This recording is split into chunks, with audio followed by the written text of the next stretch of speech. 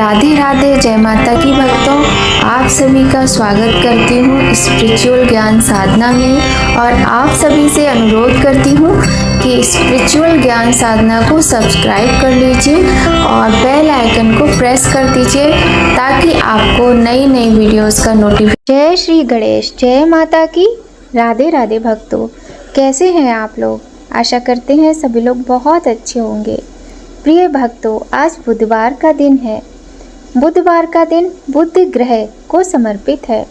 बुधदेव एक ग्रह हैं जो हिंदू ज्योतिष में नव ग्रहों में से एक हैं। यह ग्रह बुध ग्रह के नाम से जाने जाते हैं जो सूर्य के सबसे निकट का ग्रह है।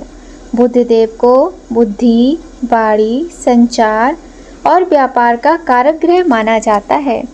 ज्योतिष में बुध देव को चंद्रदेव के पुत्र और बृहस्पति देव के द्वारा भी पुत्र के रूप में स्वीकार किया गया है। बुध देव का रंग हरा है। वह बहुत ही सुंदर एवं युवा राजकुमार के रूप में बताए जाते हैं। बुध देव को बुधवार का दिन समर्पित है। इस दिन बुध देव की कृपा से व्यक्ति को बुद्धि, ज्ञान और समृद्धि की प्राप्ति होती है। बुधवार का व्रत रखने से हमारी कुंडली में मौजूद बुध ग्रह से संबंधित दोषों से हमें मुक्ति मिलती है। बहुत सारे लोग बुधवार का व्रत करते हैं। बुधवार का दिन सभी देवी देवताओं में सबसे पहले पूजे जाने वाले भगवान गणेश जी का भी माना जाता है। बुधवार के दिन भगवान बुद्धदेव और गणेश जी की पूजा की जाती है। पूजा के समय बुधवार की व्रत कथा भी जरूर सुननी चाहिए, इससे व्रत पूर्ण होता है। प्रिय भक्तों, आज की सुंदर वीडियो में हम आपको बुधवार व्रत कथा सुनाएंगे। किसी भी व्रत में कथा अवश्य सुननी चाहिए क्योंकि कथा सुनने से ही व्रत पूर्ण माना जाता है और बुधवार व्रत का महत्व भी इससे आपको पता चलता है। कथा के बिना व्रत अधूरा रहता है और व्रत का पूर्ण फल प्राप्त नहीं होता। जो पूजा पाठ और व्रत कथा का श्रवण करता है उस पर बुधदेव प्रसन्न होते हैं, उसके परिवार में खुशियां आती हैं और सभी प्रकार के कष्ट मिटते हैं। तो भक्तों, आइए सुनते हैं बुधवार व्रत की कथा। बोलिए गणेश भगवान की जय, गौरी शंकर भगवान की जय, लक्ष्मी नारायण भगवान की जय। बोलिए बुधदेव भगवान की जय। एक समय की बात है, एक युवक का विवाह हुआ था। विवाह को कुछ वर्ष बीत गए थे और उसकी पत्नी पहली बार अपने मायके गई थी। कई दिनों तक वह मायके में रही। उसके बाद उसका पति उसे लेने उसके मायके पहुंचा ताकि पत्नी को विदा करके अपने घर ले आए। वह अपने ससुराल में पत्नी के साथ कुछ दिनों तक रहा, फिर अपने सास और ससुर से पत्नी को विदा करने के लिए कहा। अगले दिन बुधवार था तो उसके ससुर ने कहा कि बुधवार के दिन बेटी को मायके से विदा नहीं करते हैं, ये अशुभ माना जाता है। लेकिन युवक ने ससुर की बात नहीं मानी। उसने पत्नी को विदा करने की जिद की। उसको और लोगों ने भी समझाया लेकिन उसने किसी की बात नहीं मानी और अपनी जिद पर अड़ गया कि उसे बुधवार के दिन ही जाना है। इस तरह जिद करके उसने अपनी पत्नी को विदा करा लिया और अपने घर की ओर चल पड़ा। चलते चलते बीच रास्ते में उसकी पत्नी ने कहा कि मुझे बहुत तेज प्यास लगी है। पत्नी की बात सुनकर पति रास्ते में रुक गया। उसने अपनी पत्नी को एक जगह पर बैठा दिया और उसके बाद स्वयं पानी की तलाश में निकल गया। उसने कई जगहों पर पानी की तलाश की। काफ़ी इधर उधर भटकने के बाद उसे पानी मिल गया तो वह पानी लेकर अपनी पत्नी के पास पहुंचा। उस युवक ने देखा कि उसकी पत्नी के पास उसकी वेशभूषा में कोई दूसरा व्यक्ति बैठा हुआ है और उससे बातें कर रहा है। जब वह पानी लेकर आया तब वह उस व्यक्ति से आकर लड़ाई करने लगा। युवक ने पूछा, तुम कौन हो और मेरी पत्नी के पास क्या कर रहे हो? इस पर उस व्यक्ति ने कहा, यह मेरी पत्नी है, और दोनों में लड़ाई शुरू हो गई। दोनों को लड़ते हुए देखकर कुछ सिपाही वहां पर आ गए। उन्होंने दोनों युवकों को शांत कराया और विवाद का कारण पूछा। मामला जानने के बाद उन्होंने महिला से पूछा कि तुम्हारा पति कौन है? यह बात सुनकर महिला भी हैरान हो गई थी। उसके मन में भी यही सवाल था कि उसका असली पति है कौन। वह दुविधा में पड़ गई कि ये दोनों युवक तो एक ही जैसे लग रहे हैं। उस महिला का जो वास्तविक पति था वह इन सब से परेशान होकर अपने मन में सोचने लगा कि हे भगवान, ये आपकी कैसी लीला है। तभी आकाशवाणी हुई कि बुधवार के दिन पत्नी को विदा कराकर ससुराल नहीं ले जाना चाहिए था। तुमने अपने सास और ससुर की बात नहीं मानी। ये सब भगवान बुद्ध देव के प्रकोप के कारण हो रहा है। इस आकाशवाणी को सुनकर युवक डर गया। उसने भगवान बुद्ध देव से क्षमा याचना की। भगवान बुद्ध देव जी, आप मुझे क्षमा कर दें, बड़ी गलती कर दी है। अब आगे से मैं ऐसी गलती नहीं करूँगा। भविष्य में बुधवार को यात्रा नहीं करूँगा और बुधवार व्रत रखकर आपका पूजन करूँगा। उस युवक की प्रार्थना से बुद्धदेव प्रसन्न हो गए और उसे क्षमा कर दिया। इसी दौरान एक चमत्कार हुआ कि वह व्यक्ति गायब हो गया जो उस युवक की पत्नी को अपनी पत्नी बता रहा था। इस चमत्कार को देखकर सभी हैरान रह गए। इससे ये प्रमाणित हो गया कि उस महिला का पति वह युवक ही है। सिपाहियों ने दोनों को सम्मानपूर्वक वहां से विदा किया। दोनों पति पत्नी अपने घर आ गए और प्रत्येक बुधवार का व्रत नियम पूर्वक करने लगे। बुद्ध देव की कृपा से उन दोनों के जीवन में खुशियां आने लगी। उनके जीवन के कष्ट दूर होने लगे। जो महिला और पुरुष नियम से बुधवार का व्रत करते हैं, बुधवार व्रत कथा का श्रवण करते हैं, उनके सभी कष्ट मिट जाते हैं और घर में खुशहाली आती है। बुधवार को गणेश जी का जन्म हुआ था, तो बुद्ध देव ने यह वार उनको समर्पित कर दिया, जिससे बुधवार को बुद्ध देव के साथ गणेश जी की पूजा की जाती है। और वैसे भी गणेश जी प्रथम पूज्य हैं। बिना गणेश जी की पूजा के कोई भी पूजा संपन्न होती ही नहीं है, प्रारंभ भी नहीं होती है। तो गणेश जी की पूजा इस दिन अवश्य करनी चाहिए।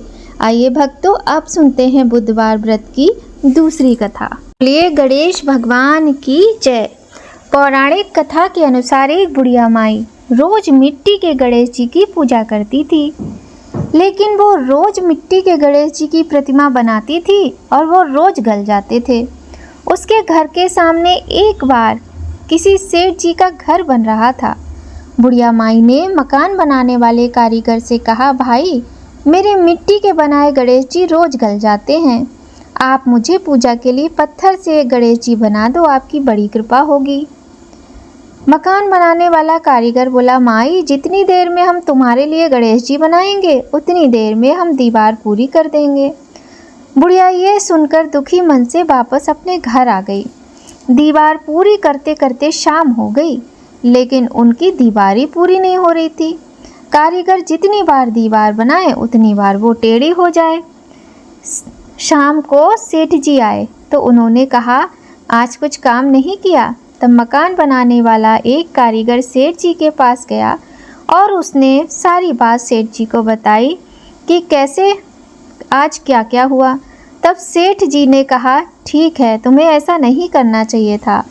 और यह कहकर वह बुढ़िया माई के घर गए और उनसे कहा कि माई तुम हमारी दीवार सीधी कर दो, हम तुम्हें एक सोने के गणेश जी बनवा कर देंगे। इस पर बुढ़िया माई बड़ी प्रसन्न हो गई। गणेश जी ने यह सुनते ही सेठ जी की दीवार सीधी कर दी। सेठ जी ने बुढ़िया को सोने के गणेश जी बनवा कर दे दिए। हे विनायक जी महाराज, जैसे आपने सेठ जी की दीवार सीधी करी वैसे ही हमारे भी सभी कार्य सीधे करना। बोलिए गणेश भगवान की जय। एक बहुत गरीब अंधी बूढ़ी माई थी। उनका एक छोटा सा परिवार था जिसमें उनका बेटा और बहू थी। बूढ़ी माई श्री भगवान गणेश जी की पूजा करती थी। वह बड़ी ही श्रद्धा और भक्ति के साथ गणेश जी का पूजन करती थी। वह हमेशा गणेश जी का पूजन करती रहती और उनके नाम का स्मरण करती रहती थी। एक दिन गणेश जी ने सोचा, क्यों ना मैं इस बुढ़िया के पास चलूं, और उसकी भक्ति से गणेश जी बड़े ही प्रसन्न थे। ऐसा सोचकर वह अपने भक्त के पास चल दिए और भगवान ने उस बुढ़िया माई से कहा, बुढ़िया माई मैं तेरी भक्ति से बहुत प्रसन्न हूँ, कुछ मांग ले। तब वह बुढ़िया माई बोली कि मुझे तो मांगना ही नहीं आता। तो गणेश जी बोले कि कोई बात नहीं, मैं कल फिर आऊँगा, तू अपनी बहू और बेटे से पूछकर मांग लेना। ऐसा कहकर गणेश जी चले गए। तो वह बुढ़िया माई सोचने लगी, रात भर सोचती रही कि मैं बेटे बहू से पूछूं, वो क्या बताएंगे। ऐसा करते करते पूरी रात निकल गई। अगले दिन सुबह उठकर वह अपने बेटे से बोली, आज मुझे प्रभु विनायक बाबा ने स्वयं दर्शन दिए हैं और उनसे मुझसे वर मांगने को कहा है। मुझे तो पता ही नहीं कि क्या मांगना चाहिए। तुम दोनों ही कुछ सोच समझकर बताओ क्या मांगूं। वे फिर कल दोबारा आएंगे। बेटे ने कहा कि माँ धन दौलत मांग ले। और फिर अपनी बहू से पूछा तो वह बोली कि सासू जी, हमारी शादी को बहुत समय हो गया, आपको पोता चाहिए तो क्यों ना आप पोता ही मांग लो। तो बुढ़िया माई ने सोचा कि यह दोनों तो अपने मतलब की चीज़ मांग रहे हैं, सो मेरी प्यारी सहेली से जाकर पूछती हूँ कि मैं क्या मांगूँ। ऐसा सोचकर वह अपनी पड़ोसन के पास गई और उसने कहा, विनायक जी ने कहा है कि कुछ मांग ले। मैंने बेटे से पूछा तो बेटा कहता है धन मांग, बहू से कहा तो कहती पोता मांग। तब पड़ोसन बोली, ना तू धन मांग ना पोता मांग, तू थोड़े दिन तो जिएगी, सो अपनी आंखें मांग ले। तो उसने पड़ोसन की बात भी नहीं मानी। सरल सी बुढ़िया माई घर पर जाकर सोचने लगी कि ऐसा क्या वरदान लिया जाए कि बेटा बहू प्रसन्न हो जाएं और मेरे मतलब की बात भी हो जाए। अगले दिन गणेश जी आए और बोले, बुढ़िया माई आज कुछ मांग ले। तब वह बोली, आंख दे जिससे सोने के कटोरे में पोते को दूध पीता देखूं, सुहाग दे, निरोगी काया दे, 9 करोड़ की माया दे, बेटा पोते पर पोते, दुनिया में भाई भतीजे, सारे भरे पूरे परिवार को सुख दे, मोक्ष दे। तब गणेश जी बोले कि हे बुढ़िया माई, तूने तो मुझे ठग लिया, तूने तो सब कुछ मांग लिया। और मुस्कुराते हुए बोले कि जैसा तुमने कहा सब वैसा ही होगा। ये कहकर गणेश जी अंतर ध्यान हो गए। बुढ़िया माई ने उसी प्रकार सुख भोगा। बुढ़िया माई के कहे अनुसार गणेश जी ने बुढ़िया माई को सब कुछ दिया। हे गणेश जी महाराज, जैसे आपने बुढ़िया माई के दिन फेरे वैसे ही सबके फेरना, जैसे बुढ़िया माई को सुख दिया वैसा सबको देना, सबकी मनोकामना पूर्ण करना। बोलिए गणेश भगवान की जय। आइए भक्तों, अब करते हैं भगवान श्री गणेश की बड़ी ही सुंदर स्तुति। गाइए गणपति जगवंदन, शंकर सुवन भवानी के नंदन। गाइए गणपति जगवंदन, शंकर सुवन भवानी के नंदन। सिद्धि सदन गज बदन विनायक, कृपा सिंधु सुंदर सब लायक। गाइए गणपति जगवंदन, शंकर सुवन भवानी के नंदन। मोदक प्रिय मुद मंगल दाता, विद्या वारिधि बुद्धि विधाता। गाइए गणपति जगवंदन, शंकर सुवन भवानी के नंदन। मांगत तुलसीदास कर जोरे, बसहि राम सिय मानस मोरे। गाइए गणपति जगवंदन, शंकर सुवन भवानी के नंदन। गाइए गणपति जगवंदन, शंकर सुवन भवानी के नंदन। बोलिए गणेश भगवान की जय। प्रिय भक्तों, आज बहुत ही सुंदर बुधवार के दिन हमने बड़ी ही सुंदर भगवान श्री गणेश और भगवान बुद्ध देव की कथाएं सुनी। आज की वीडियो यदि आपको थोड़ी भी अच्छी लगी हो तो वीडियो को लाइक कीजिएगा। चैनल पर यदि पहली बार आए हैं तो चैनल को सब्सक्राइब करके बेल आइकन प्रेस कर दीजिएगा, ताकि आपको महत्वपूर्ण वीडियोस का नोटिफिकेशन सबसे पहले मिले। तो भक्तों, आप सभी पर भगवान श्री गणेश और भगवान बुद्ध देव की कृपा सदा बनी रहे। जय माता की भक्तों, राधे राधे।